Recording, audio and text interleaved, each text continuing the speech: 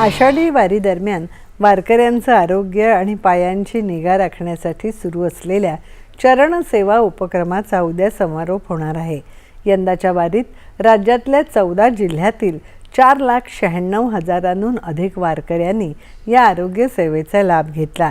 या उपक्रमाअंतर्गत सातारा, पुणे, सोलापूर, नाशिकसह 14 जिल्ह्यातल्या 140 मुक्काम स्थळांवर सेवा केंद्र उभारण्यात आली होती।